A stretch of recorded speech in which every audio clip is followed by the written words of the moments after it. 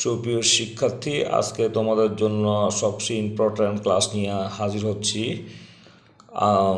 How can we sound each letter from Bangla to English correctly? কীভাবে আমরা প্রতিটি বর্ণকে বাংলা থেকে ইংরেজিতে পরিবর্তন করতে পারি? আমরা জানি আমাদের বর্ণমালা 50টা আর ইংরেজিতে বর্ণমালা রয়েছে 26টা। এখন আমরা এই ক্লাসের মাধ্যমে শিখতে পারবো 26টা বর্ণ দিয়ে কিভাবে আমরা 50টা বর্ণকে উচ্চারণ করতে পারি। প্রথমে স্বরের সমান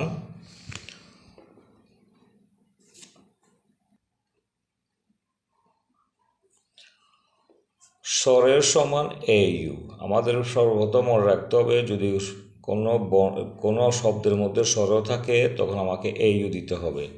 যেমন বাংলা ওবাক, স্বরের সমান এ ইউ, ব সমান বি, আকার সমান এ, ক সমান কে, ওবাক। যেমন অপর, আমাদের সূত্র কিন্তু স্বরের সমান এ ইউ, প সমান পি, প স্বরের যখন সুর আসে তখন ওখানে ও হয়, র সমান আর, অপার। এখন আমরা দেখব ইংরেজিতে আসলে কি স্বরের সমান এ ইউ হয় কিনা, আমরা এটা একটু যাচাই করে দেখি। যেমন স্বরের সমান হচ্ছে এ ইউ, থ সমান টি এইচ, আকার সমান এ, আকার সমান এ, র সমান আর, রসিকার সমান আই, ট সমান টি, আবার রসিকার সমান লাস্টে থাকলে এটা ওয়াই হয়। তাহলে কি হলো? অথরিটি, কর্তৃপক্ষ। আরেকটা ওয়ার্ড আলোচনা করতেছি, স্বরের সমান এ ইউ, ট সমান টি, রস্যকার সমান আই, এসের পরে যদি এম থাকে তখন বর্গীয় জ্বর কাজ করে। বর্গীয় জ্বর সমান এস, ম সমান এম, অটিজম। অডিট, স্বরের সমান এ ইউ, ড সমান ডি, রস্যকার সমান আই, ট সমান টি, অডিট।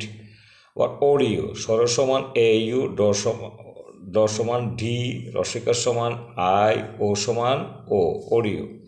যেমন অকশন, স্বরের সমান এ ইউ, ক সমান সি, টি এর পরে আই ও থাকলে তালুবর্ষ হ, দন্তন সমান এন, অ্যাকশন।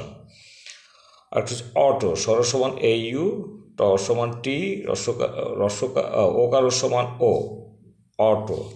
অর্থাৎ স্বরের সমান সর্বপ্রথম মনে রাখতে হবে আমাদের, স্বরেও সমান আমাদের কিন্তু জানতে হবে, শিখতে হবে এ ইউ। যত জায়গায় আমরা স্বরেও দেখব সেখানে আমরা এ ইউ ইউজ করব। ধন্যবাদ সবাইকে।